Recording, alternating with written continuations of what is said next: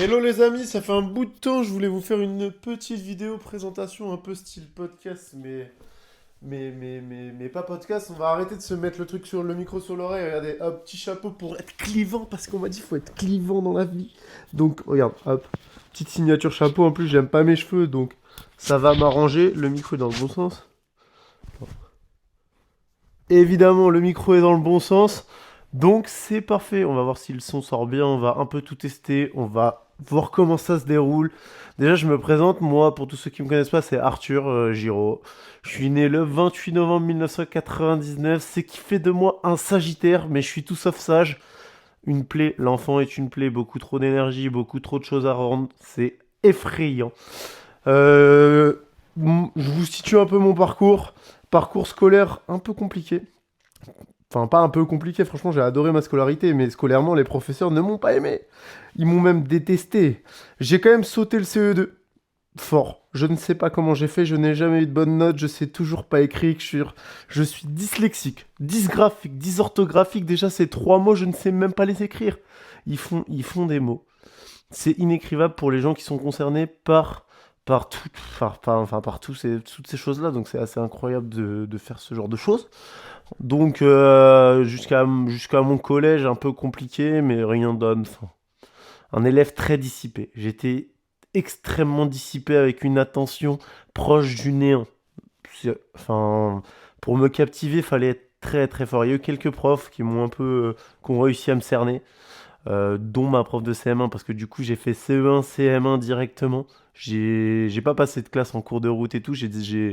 En gros, j'ai terminé mon CE1 et j'ai directement commencé le CM1 sans passer par la case CE2. Donc c'était, bah voilà, ça s'est passé comme ça. Mais du coup, ma prof, du coup, j'ai changé, tout mon entourage scolaire a changé du CE1 au CM1. C'était plus les mêmes classes, j'avais plus les mêmes amis. Ça s'est très bien passé. Franchement, ma professeure, Madame Denou, en CM1, c'était monstrueux. Enfin, elle était trop bien. Donc génial. Après, après, je suis passé au collège. À partir de la quatrième, j'ai eu un ordinateur parce que, bah, en tant que dysgraphique et dysorthographique, bah, le système est fait que nous avons accès. Enfin, c'est beaucoup de dossiers. Je remercie mes parents qui ont tout donné pour ça. J'ai eu un ordinateur. J'ai eu un ordinateur à partir de la quatrième.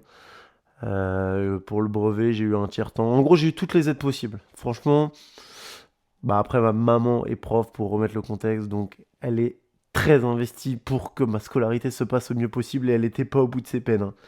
Parce que j'étais l'élève attachant. Les profs m'aimaient bien. Tout le monde m'aimait bien.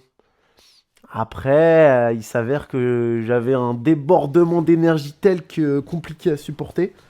Donc voilà ma scolarité jusqu'au lycée. Ensuite au lycée, si je remets tout en contexte, au lycée ça s'est trop bien passé. J'ai rien eu à part une fiche de suivi, donc je devais aller voir la CPE. Je devais aller voir la CPE tous les soirs pour m'assurer que ma journée s'était bien passée. Mais hors ça, j'ai pas d'anomalie particulière. Si j'ai eu une AVS à partir de la terminale pour le bac, elle est peut-être arrivée fin première, je dirais peut-être des bêtises. Parce que mon esprit joue des tours, me joue des tours. Donc il y a quelqu'un qui m'a aidé à écrire. Mais pareil, ça m'a. Au début, j'avais un peu peur que ça m'écarte en mode ça me rende différent et que les gens ne veuillent plus me parler et tout. Il s'avère que pas du tout, pas du tout, franchement. C'était un. Après, je suis extrêmement sociable. Donc, ce qui comblait mes différences, c'est ma sociabilité naturelle. Donc ça, c'est cool. Ensuite, j'ai fait un BTS CRSA, conception et réalisation d'un système automatisé. Ça, c'est très technique. Très technique. Et j'adore ce BTS, j'ai adoré. Là, je suis vraiment rentré dans le concret. On me parlait plus chiffres, lettres. Je suis rentré dedans. Je suis rentré dans. Il y a une machine, faut qu'elle fasse ça, faut qu'elle fonctionne, qu'est-ce qu'il faut faire? Je vous explique. J'ai eu mon BTS, mais d'une facilité.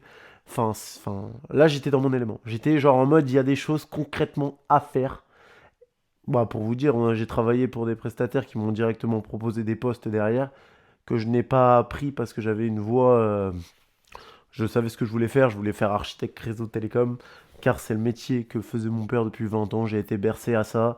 Et j'ai eu un appel, ça a coupé la vidéo. Du coup, je dois remettre. Faut que je me mette en mode avion, ça serait smart. Parce que le téléphone commence à sonner régulièrement. Déjà, ouais, il est 9h aussi, je suis con aussi. Je commence à faire une vidéo à 9h. À partir de 9h à midi, mon téléphone, c'est un vibromasseur. J'abuse sûrement, mais il sonne énormément. Donc, bref. Donc, pour finir la scolarité, j'ai eu. Alors, je vous refais le compte-rendu de mes diplômes. J'ai eu brevet. Brevet, je l'ai eu sans mention, évidemment. J'ai dû avoir à 11,80, donc à deux doigts de la mention assez bien. Je l'ai pas eu, après, j'ai pas eu la mention, mais je l'ai eu. C'est tout ce que je voulais. Le bac, là même. Le bac, je l'ai eu à 11. En fait, j'ai stabilisé. J'ai toujours eu entre 10 et 12, jamais plus, jamais moins. Genre, je stabilisais, je faisais l'essentiel. J'étais sur le technico-pratique. Donc, bac, pareil. Par contre, le BTS, bah, c'est pas compliqué. Les BTS sont très spécialisés. Donc, la spécialité et coefficient, je les ai plus en tête, les coefs, mais le coefficient de l'aspect est énorme par rapport au reste. Donc j'avais eu genre un 19 en projet, parce que bah, j'étais, comme je vous l'avais dit, hyper investi, et franchement j'adorais ce que je faisais, donc j'y mettais tout mon cœur. J'étais à faire des 8h, 18h déjà en BTS, hein, parce que j'adorais ça. Ça veut dire il fallait rester 2 heures de plus, parce que... En fait je voulais pas partir. J'ai fait des pièces en 3D, j'avais pas envie de partir, j'étais trop bien. J'étais en mode, bah en fait, pourquoi rentrer chez moi? Je suis bien là, laisse-moi tranquille, laisse-moi travailler sur mon truc. Je pourrais rentrer plus en détail du projet parce qu'en vrai, ça m'avait vraiment intéressé. Et pour vous dire à quel point ça m'avait intéressé, au début, pour mon bac, j'étais en E, énergie environnement. Je suis encore en contact avec mes profs et je m'entends super bien. D'ailleurs, mes deux professeurs, ils ont monté une entreprise, ils sont plus professeurs maintenant. Après, c'est pour ça qu'on sentait sûrement bien, on était sur la même longueur d'onde niveau mindset. Oh, j'utilise des mots anglais, c'est dangereux. Je pourrais même pas vous les traduire. J'ai un anglais plus onéreux. Bah, je sais pas si ça joue, mais c'est vrai qu'en étant dyslexique, le français est déjà compliqué. Si tu m'ajoutes d'autres langues, pourtant je m'en débrouille, hein. Je peux faire un échange en anglais, mais je suis vite rentré en discussion profonde, c'est compliqué. Enfin bref, on va terminer la scolarité sur le fait est que j'ai tout eu, tous mes diplômes, tout ce que j'ai envoyé, je l'ai eu. Mais jamais sans grande réussite. J'ai jamais eu des 18, des 19. J'ai jamais été bon élève, j'ai jamais été hyper mauvais élève. J'ai été hyper perturbant pour les classes, mais j'ai été toujours entre 10 et 12, donc c'est ok, mon parcours scolaire s'en arrêtera là. Ensuite, je suis donc rentré chez Orange en 2018, parce que du coup j'ai eu mon BTS à 18 ans et mon bac à 16 ans, sachant que je suis né le 28 novembre 99, si vous avez suivi, je vous l'ai dit au début, et que j'ai sauté le CE2, ce qui fait que j'avais presque 2 ans d'avance. Pour remettre en contexte, c'est pas vous disiez, oh il mange, je sais pas quoi, je sais pas quoi. Non, je suis rentré en monde maintenant. Là, le monde professionnel, simple, on est en 2018. Je me pavane tranquillement. Je viens d'être, je viens de signer mon CDI, évidemment avec les périodes d'essai, donc 2 mois renouvelables, ce qui faisait 4 mois de période d'essai chez Scopelec, en tant qu'architecte réseau télécom. Franchement, super expérience. Je suis resté de 2018 à... Je suis resté 2 ans. Je suis resté 2 ans si je dis pas de conneries. Attends. Ouais, je suis resté globalement 2 ans. Ça se trouve, c'est 2 ans et demi, ça se trouve, c'est 1 an et 8 mois. J'ai pas les dates exactes en tête. Ne m'en voulez pas. Je n'ai pas un esprit très, comment dire. Il veut pas retenir. Il veut pas retenir tous les détails futiles. Il ne retient que ce qui est essentiel. La futilité n'est pas dans ses cordes. Donc, je suis resté en tant que 2 ans au sein.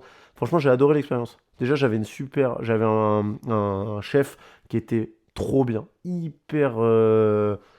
enfin, il était hyper ouvert à discussion. J'étais vraiment bien en vrai. J'avais des collègues avec qui je suis encore en super bon terme. Je les ai encore au téléphone, pas tous les jours, mais presque parce que bah en fait c'est des têtes. Ils ont des compétences que je n'ai pas, surtout sur la fibre optique. Donc c'est des monstres. Après, mon patron, je suis plus trop en contact avec lui car il a quitté le secteur de la téléphonie. Donc bon, après je l'appelle, je serais toujours ravi de l'avoir et si je le crois, je serais toujours ravi d'aller au restaurant avec lui. Donc merci à lui d'avoir été tout mignon avec moi. Ensuite, hein, j'ai commencé à monter ma structure en 2020. Je pourrais vous expliquer le changement du salariat vers l'entrepreneuriat, comment ça s'est déroulé, parce qu'il y a eu plein de petites anecdotes, vous vous doutez, ça se fait pas comme ça. Bon, j'y étais déjà très proche du fait de mon père, mais il y a eu un petit déclic que je pourrais vous raconter dans une autre vidéo, parce que sinon on va s'y perdre. Et du coup, j'ai monté AMG Conseil, qui est mon entreprise de téléphonie, en 2019 et qui est encore active. Là, juste avant de faire cette vidéo, j'étais encore en train d'y bosser.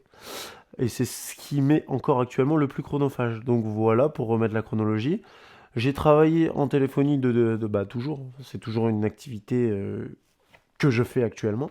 J'ai commencé, après nous avons ouvert le bistrot vélo on est en 2026, on a dû l'ouvrir le 17 juillet 2024 à 17h30 et 23 secondes, si je ne m'égare. Voilà. Ensuite, donc ça c'est la petite guinguette qui est au port Saint-Roch à Montargis. Ensuite, Papy, ça a eu lieu, si je suis précis, le 7 décembre 2024 à 18h32 et 27 ou 28 secondes, je sais plus, j'ai plus les secondes en tête, mais on est à peu près là-dessus. Ça, on est sur un restaurant bistronomique qui a été monté du coup avec Damien et Maxime, que j'ai en associé. Toutes les compétences vont à Damien. Nous, on a plus la compétence, on est plus apporteur d'affaires et monteur projet que opérationnel sur le terrain. Là-dedans, on est une petite équipe de 3 personnes qui oscille entre 3 et 4. Euh, et là, récemment, très dernièrement, on a ouvert Cosa bah là, c'était le 30 avril 2026. Donc voilà. Avec Johan Valois et Valentin Vaillant, qui sont mes deux associés.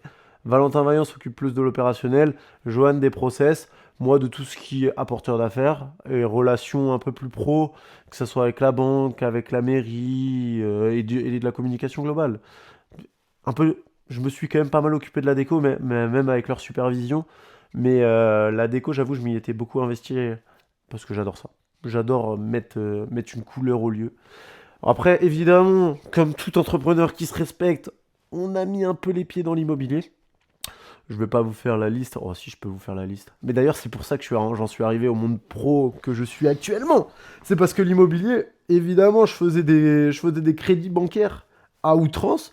Et il y a un moment donné où la banque, elle m'a dit: Mec, t'es mignon, je t'aime beaucoup. Mais tu peux pas emprunter à l'infini. Il faut que tu gagnes plus d'argent avant d'emprunter. Donc, je vous fais le résumé très bref. Mais j'ai des petits appartements. Enfin, c'est des appartements entre 5 ans. Ouais, je crois le moins cher que j'ai acheté, il était à 60 000 euros. Et le plus cher, il était à peine 100 000, même pas 100 000, 95 000. Non, moins cher que ça même. J'ai acheté un local pro, je l'ai acheté 55 000 euros. J'en ai 4 en tout. J'en ai 4, dont un qui est séparé en deux, mais dont une partie qui n'est pas encore utilisée. Donc j'en ai 4 qui y est loué. J'ai un local pro et 3 appartements qui sont situés sur Orléans. Mais c'est des petits appartements. Le plus grand, il fait 42 et le plus petit fait 28. Donc on est sur du T2 à studio. Ça reste des petites surfaces très accessibles. C'est pas des trucs de fou. Et enfin, je les ai achetés. Le premier que j'ai acheté, j'étais en CDI.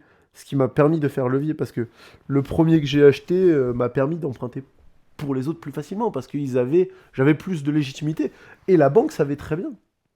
On n'est pas fou. Les banquiers, c'est des relations si tu as un problème, si tu peux plus me rembourser, où je peux récupérer mon argent.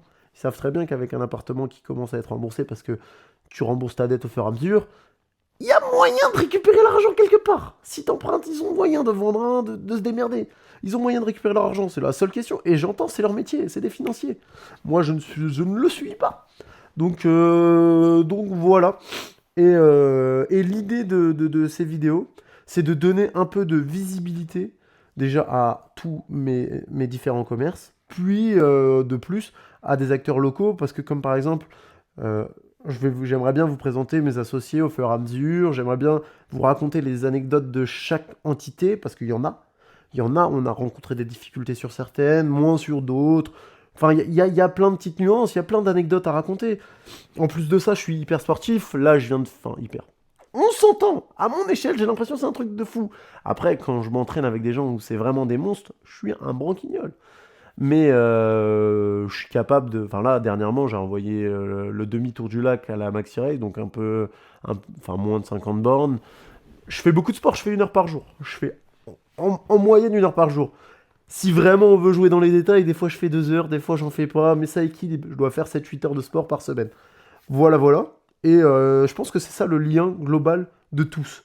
Après la fête aussi, j'adore la fête. Je suis un festoyeur hors du commun. Là, tu me mets de la lumière, de la musique, je suis là. Tout, tout, tout, tout, tout, tout, tout, tout, tout. Mais voilà pour petite intro du podcast. Et j'aimerais. Du podcast, de la petite vidéo. Je sais pas trop comment appeler ça. Parce que c'est pas un réel podcast, c'est pas un. il y a un objectif qui est de contenu, parce que ça s'avère que faire du contenu, c'est pas facile. Et je me dis, si je fais des vidéos comme ça, peut-être je peux couper des extraits pour les refourguer un peu sur Instagram, sur TikTok, sur Facebook. Et en plus de ça, je vais possiblement pouvoir donner de la visibilité à mes commerces et aux commerces locaux, parce que toutes ces vidéos à échelle nationale, c'est génial, mais on n'y a pas accès en tant que petite PME. Et il y a plein de gens qui ont des parcours hyper intéressants. Moi, je côtoie des gens, c'est un plaisir. Enfin, c'est des monstres, mais ils ont besoin de communiquer, mais ils ne savent pas le faire. Ils ont énormément de choses à dire, de valeur à apporter, mais ils savent pas comment le faire. Et après, tu vois, après, du coup, ils disparaissent dans le marché comme ça. J'avais pas prévu le coup, mais il y avait un matelas. Donc voilà. Et bah, ce sera tout pour cette première petite vidéo d'introduction. J'espère que ça vous plaira. Et j'espère qu'il y en aura d'autres. Peut-être je garde. Ah, je vais garder le chapeau à chaque fois. Je l'aime trop, ce chapeau. En plus, j'aime pas mes cheveux. Là, le micro, je sais pas, ça donne comment? Est-ce que vous m'entendez bien ou pas? Je sais pas. On verra. Vous me dites ce que vous en pensez. Allez, la bise!